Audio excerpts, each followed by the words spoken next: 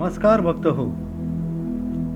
कालच्या आपल्या श्री दत्त गुरु यांची माहिती या एपिसोडला आपण भरभरून प्रतिसाद दिल्याबद्दल मी आपले आभार व्यक्त करतो. ह्याच आपल्या आशीर्वादाने स्फूर्ती मला मिळालेली आहे आणि त्याच कारणास्तव आज एक नवीन माहिती दत्तांच्या संदर्भात मी आपणासमोर प्रस्तुत करतो. आपण दत्त भक्तास नेहमी प्रश्न पडतो की दत्तात्रयांचे स्वरूप हे एकमुखी की त्रिमुखी, तर ते आज आपण जाणून घेऊया. दुसरी माहिती ही दत्तांच्या आरती संदर्भात आहे. मग तो कुठलाही भक्तगण असो, कुठल्याही पंथातला असो, तो ही श्री दत्तांची आरती घेतोच घेतो. त्रिगुणात्मक त्रिमूर्ती दत्त हा जाणा, नाही का? ही जी आरती आहे ही प्रत्येक भक्त आपल्या प्रत्येक आरतीमध्ये घेतोच घेतो. तर ही आरती कोणी लिहिली आहे आणि त्याच्या मागचा मतितार्थ काय आहे?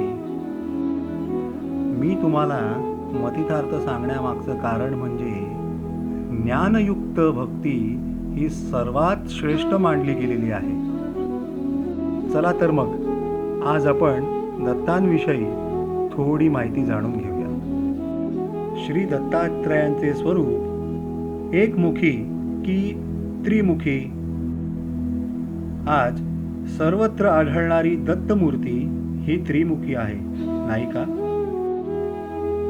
उपनिषदे, पुराणे व महाभारत पाहिले तर त्या सर्व वर्णात दत्तात्रय त्रिमुखी नसून एकमुखीच आहेत.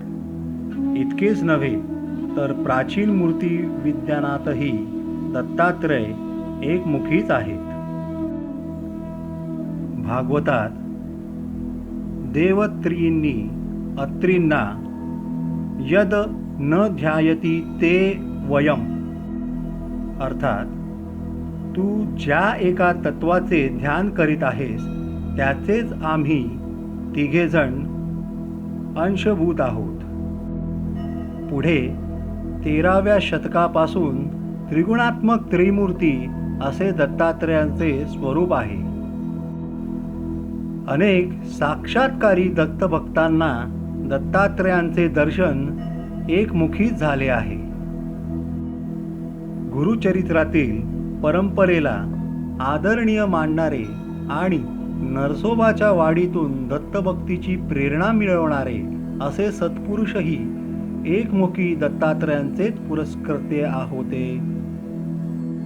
या मूर्तीच्या 6 हातात शंख, चक्र, त्रिशूळ, डमरू, कमंडलू व रुद्राक्ष धारण केलेले आहेत.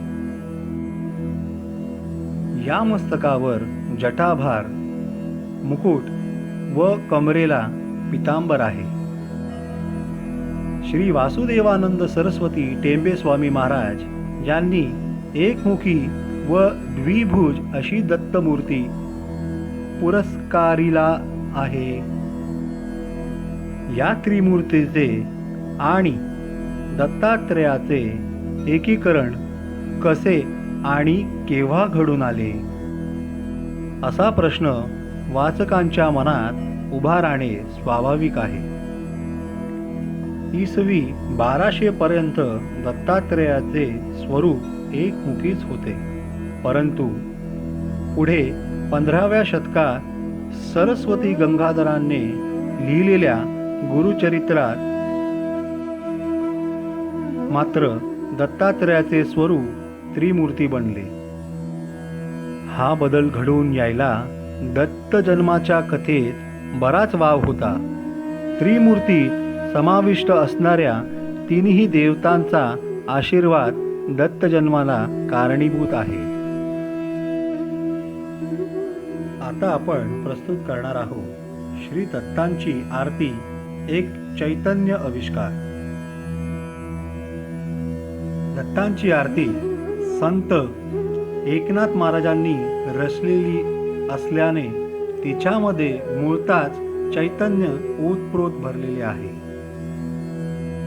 सनातनाचा भाव असलेल्या म्हणजेच ईश्वराच्या अस्तित्वाविषयी दृढ जाणीव असलेल्या साधकांनी ही आरती म्हटलेली असून तिच्यात शब्दांचा न्यूनतम उपयोग केला असल्याने ती अधिक भावपूर्ण झाली आहे. आता आपण या आरतीमधील काही कठीण शब्दांचा भावार्थ समजून घेऊया. अर्थ समजल्याने देवतेचे श्रेष्ठत्व समजण्यास आणि तिची भक्ती वाढवण्यास सहाय्य होते. त्रिगुणात्मक त्रैमूर्ती दत्त हा जाणा.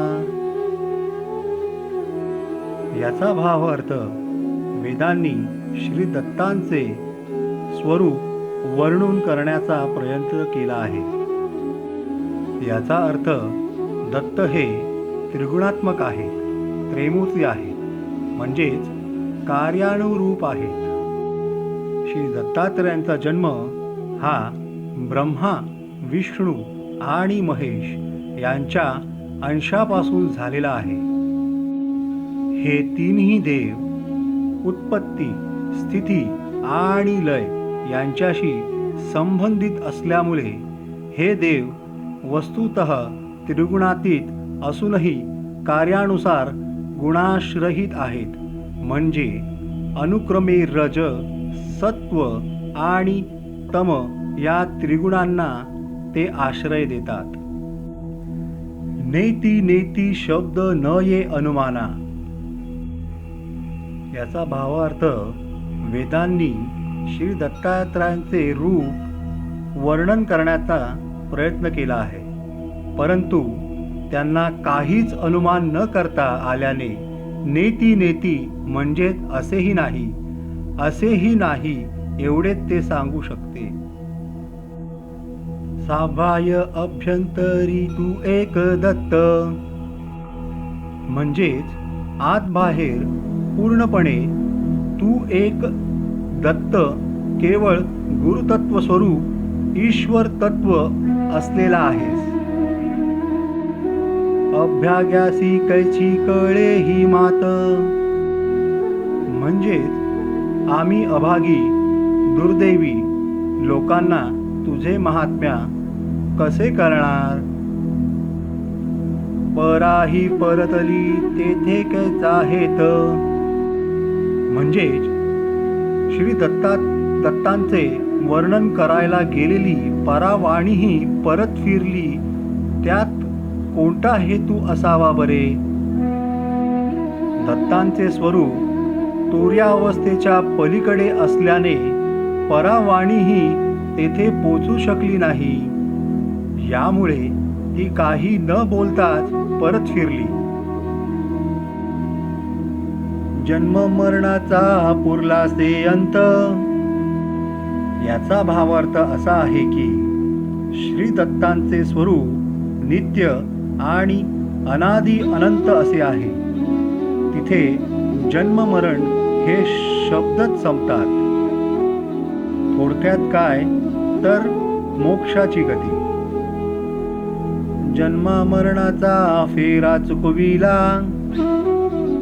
याचाच अर्थ जन्मा मरणाच्या फेऱ्यातून माझी सुटका केली, मला मोक्ष दिला असा आहे. मी तूपणाची झाली बोळवण. याचाच भावार्थ असा आहे की अद्वैत अवस्था प्राप्त झाल्याने मी तू हा आप पराभव संपला आहे. म्हणजेच काय तर मी आणि तू एकच आहोत. अशा पद्धतीने आपणासही भावपूर्ण आरती म्हणता येवो आणि भावजागृतीचा आनंद मिळो अशी श्री दत्तांच्या चरणी प्रार्थना करीत आहे. बोला अवधूत चिंतन श्री गुरुदेव दत्त. मी कुणाल कदम आजच्या पुरती आपली रजा घेतो. धन्यवाद.